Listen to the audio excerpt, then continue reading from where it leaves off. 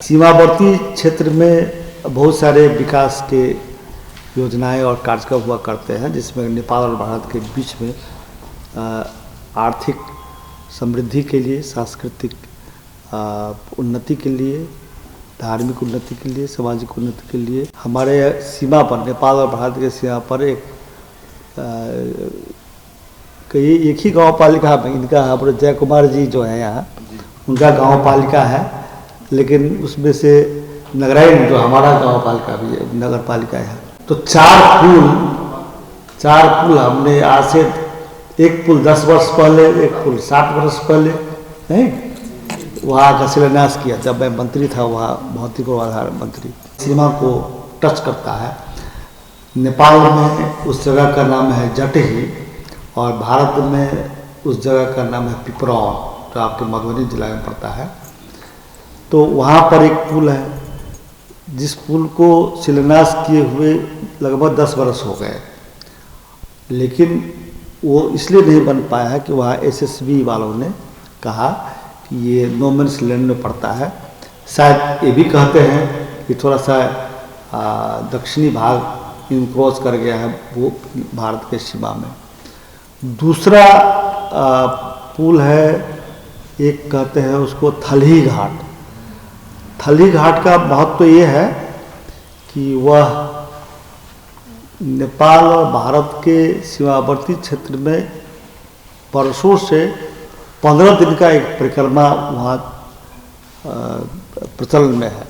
परिक्रमा का एक समारोह आता है, जिस तरह झूला होता है, परिक्रमा होता है, ये रामनवमी, जानकी नवमी, उसी तरह परिक्रमा का एक सीजन होता है, 15 दिन का परिक्रमा, जिसमें आपके भारत के भूभाग से गिरजा स्थान, जिसको फुलहर कहते हैं, फुलहर और ये कलानेश्वर, कल्ला भी कहते हैं उसको, और विश्वामित्र की जगह, 3 मंदिर, 3 पॉइंट भारत के भूभाग में है, बिहार मधुबनी जिले में।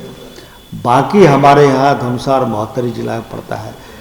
तो लगभग 110-120 किलोमीटर का परिक्रमा है। 15 दिन में यात्री, धार्मिक यात्री पैदल चल के उस परिक्रमा को संपादन करते हैं। 15 दिन में 15 दिन वोल्टेज करते हैं उसको। एक छोर, दक्षिणी छोर, शायद आज के दिन, पहले तो याद नहीं था, आज के दिन में लोग कहते हैं, या टेक्निकली गूगल से सर्च होता है, भाई थोड़ा सा भारत में वो टच कर गया है और नो मैन्स लैंड पर है। नो मैन्स लैंड पर तो सारे के सारे पुल हैं जितने, मैं जिस 4 पुल के लिए बात कर रहा हूँ, अभी आया हूँ। एक हुआ जटही पुल, दूसरा हुआ थलही घाट का पुल, तीसरा उसी तरह है अकरहर घाट का पुल, और चौथा है एक लोकल पुल जो हाल में हुआ, वो है, हम लोग कहते हैं झुलुंगे पुल, झुल्ला वाला पुल, हैंगिंग ब्रिज जिसको कहते हैं।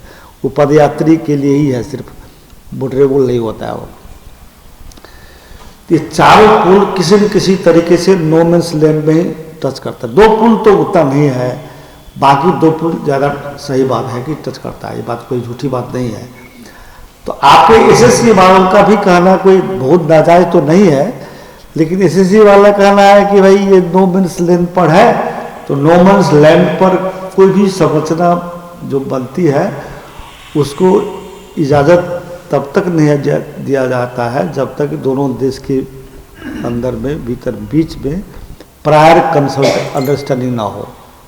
तब ये नहीं हुआ है। उनके अधीन में है, केंद्र सरकार में यह मामला है, उन्हीं के अधीन में एसएसबी है, अमित शाह जी इसके मंत्री हैं, तो हमको नहीं लगता है कि इसमें ज़्यादा कोई परेशानी आएगी। हम इसमें बात करके चारों जो पुल का जो आपको चौड़ाई बढ़ाना हो या लंबाई बढ़ाना पड़े, चाहे भारत के हिस्से में आए, तो उसमें टेंशन लेने की ज़रूरत नहीं है। हम पहल करेंगे, उसको कराएंगे। क्योंकि जहाँ तक मेरा मानना है कि पुल बनने से दोनों देश का आवागमन जो है सहज होगा, आसान होगा। और पुल तो पहले से बना हुआ है ही, उसका चौड़ीकरण होना है। क्योंकि पहले के समय में लोग ज़्यादा मूव नहीं करते थे, ज़्यादा गाड़ी भी नहीं थी, तो हिसाब के परिस्थिति के हिसाब से पुल बना हुआ है। लेकिन आपके हिसाब से आबादी भी बहुत ज़्यादा बढ़ गया, गाड़ियों का भी बहुत ज़्यादा प्रेशर है। तो जो पहले NH हुआ करता था वो 4 लेन में तब्दील हुआ, 4 लेन, 6 लेन में, 6 लेन, 8 लेन में, तो जैसे जैसे आबादी बढ़ी है, गाड़ी बढ़ी है, तो विकास के नए नए रास्ते भी खुले हैं। तो इसमें जो आपका ये डिमांड है कि पुल की चौड़ीकरण और पुल की लंबाई जो भी बढ़ानी हो, तो मुझे नहीं लगता है कि इसमें कोई समस्या होगी। ज़रूरत पड़ने पर मैं खुद ही अमित शाह जी से मिलूंगा और आपका जो भी ज्ञापन हो आप हमको एक रिटर्न में लिख के दे दीजिए। नया भी निर्माण होगा तो उसमें कोई दिक्कत नहीं है सर, क्योंकि पहले से तो दोनों साइड में सड़क बना हुआ ही है, खाली एक पुल का रिक्वायरमेंट है और दोनों के जनता का डिमांड है, सिर्फ नेपाल का डिमांड नहीं है।